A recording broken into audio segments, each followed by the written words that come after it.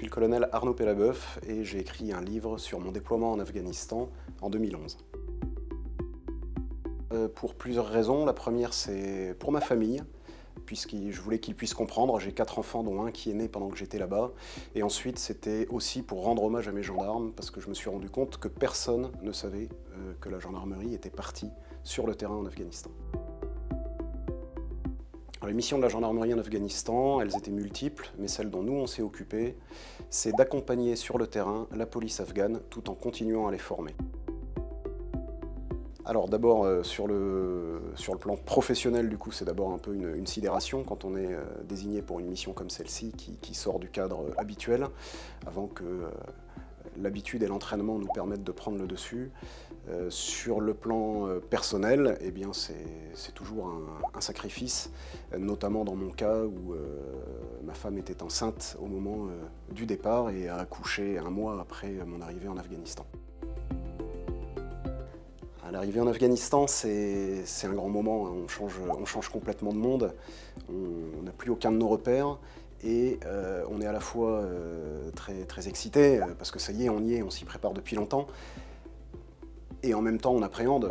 Le moment dont je me souviens, c'est le gros hélicoptère américain à 2 turbines, comme une grosse banane volante, qui nous pose sur notre base avancée et on le voit repartir. Et quand on le voit repartir, eh ben, on sait qu'on est là pour 6 mois. Et donc c'est un état d'esprit très particulier, sans compter que le jour où nous avons posé, non pas sur notre base, mais en Afghanistan, c'était le jour où les Américains ont tué Ben Laden. Donc c'était évidemment dans le contexte afghan une journée très particulière qui a rajouté cette ambiance un peu spéciale qu'on peut avoir quand on arrive sur un théâtre de guerre.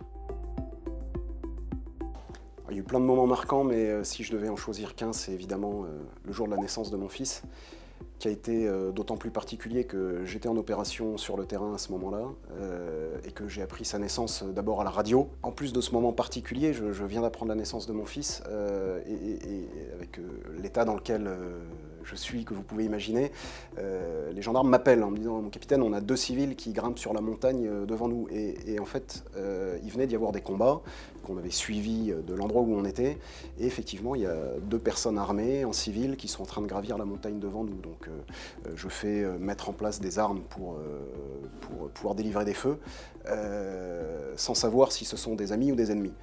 Les amis sont censés pouvoir être reconnaissables, mais on est en Afghanistan, c'est pas toujours le cas, et ils vont bientôt disparaître au sommet de la montagne. Je vois mes gendarmes, ils sont prêts à ouvrir le feu, ils attendent mes ordres, et moi je me rends bien compte que je suis pas dans mon état normal et qu'on est sur une situation extrêmement particulière, et il y a une vraie pression pour savoir est-ce qu'on ouvre le feu, est-ce qu'on n'ouvre pas le feu, est-ce qu'on laisse 2 ennemis s'enfuir, est-ce qu'on prend le risque de tuer 2 alliés.